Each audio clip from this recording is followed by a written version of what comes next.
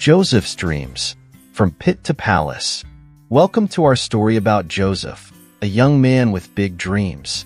Joseph was the favorite son of Jacob, and his father gave him a beautiful, colorful coat that made his brothers very jealous. Joseph's story begins in the land of Canaan, where he lived with his large family. One night, Joseph had a strange dream. He dreamed that he and his brothers were binding sheaves of grain in the field, and suddenly, his sheaf rose and stood upright while his brothers' sheaves gathered around and bowed down to his. When Joseph shared this dream with his brothers, they were furious. "Do you intend to reign over us? Will you actually rule us?" they scoffed. But Joseph didn't stop there. He had another dream and eagerly told his family about it. He said, "I had another dream, and this time the sun and moon and 11 stars were bowing down to me." This dream didn't just anger his brothers. It also puzzled his father Jacob, who asked, "What is this dream you had? Will your mother and I and your brothers actually come and bow down to the ground before you?" Although Jacob was perplexed, he kept the matter in mind. Joseph's brothers were so consumed with jealousy that they couldn't even speak a kind word to him. Their hatred grew each day, especially because their father's favoritism was so blatant. One day, Jacob sent Joseph to check on his brothers who were grazing their flocks near Shechem. Seeing Joseph approach, the brothers seized their opportunity to rid themselves of the dreamer. The brothers plotted to kill Joseph and throw him into a cistern, claiming that a ferocious animal devoured him. But Reuben, the eldest brother, intervened, suggesting they throw Joseph into a pit instead, secretly intending to rescue him later.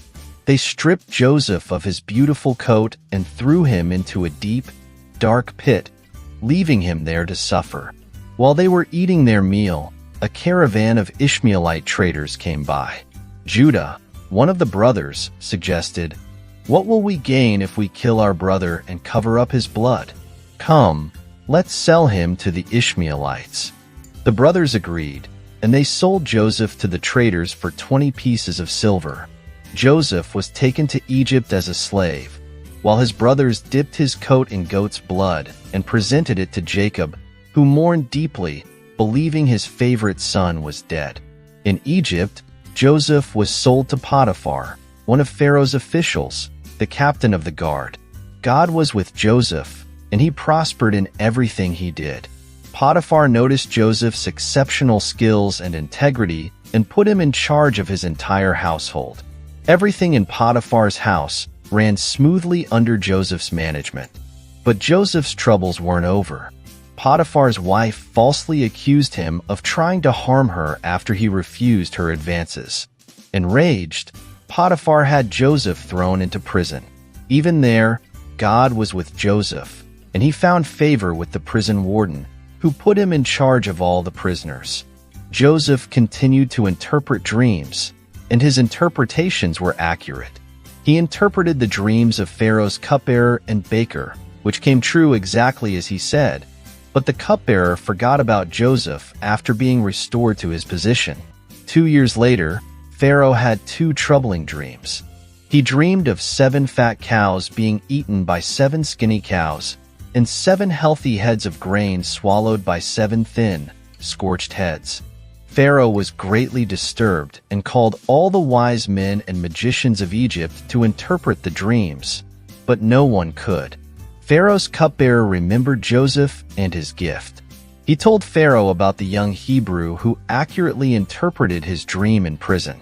Joseph was brought from prison, cleaned up, and presented to Pharaoh. Joseph humbly told Pharaoh that it was God who would give the interpretation. He explained that Egypt would have 7 years of great abundance followed by 7 years of severe famine. Joseph advised Pharaoh to store up surplus grain during the good years to prepare for the years of famine. Pharaoh was impressed with Joseph's wisdom and discernment. He appointed Joseph as the second most powerful man in Egypt, giving him authority over the land. Joseph was put in charge of storing food during the 7 years of abundance.